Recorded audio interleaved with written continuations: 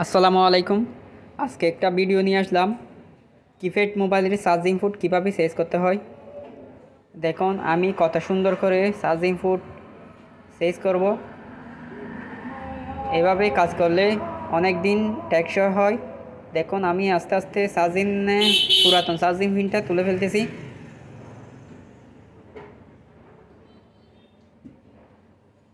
আস্তে আস্তে হিট দিয়ে নড়াচড়া করা যাবে না, যদি বেশি নড়াচড়া করি দাঁতগুলো নষ্ট হয়ে যাইলে লাইনগুলো, সেজন্য আমি আস্তে আস্তে একটু নরম হইলে এখন দেখুন তুলে ফেলছি। এখন আমি একটু পরিষ্কার করব আয়রনের মাধ্যমে। সুন্দর করে দাঁতগুলো আগের রানগুলো একটু জ্বালাই করে দিয়ে সুন্দর করে জায়গাগুলো একটু পরিষ্কার করব।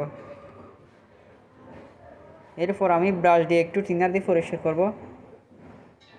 পরিষ্কার করার পরে পরিষ্কার করলে অনেক সময় ময়লাগুলো জমে থাকলে চার্জিং দ্রুত হয় না, সেজন্য আমি ভালো করে ওয়াশ করতেছি। ওয়াশ করার পরে দেখুন লাইনগুলো কত সুন্দর পরিষ্কার হয়েছে।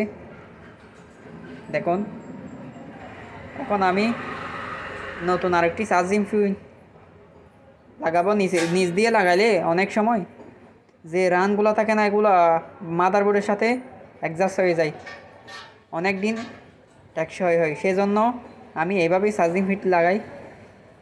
দেখুন কত সুন্দর করে বসা যাবে, এগুলো জোরাজোরি করার দরকার নেই।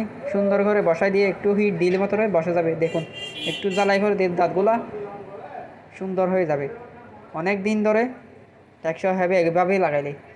এই ভিডিওগুলো নতুনদের জন্য, সম্পূর্ণ ভিডিওটি নতুনদের জন্য, স্কিপ না করে সম্পূর্ণ ভিডিওটি দেখবেন, আশা করি ভালো লাগবে।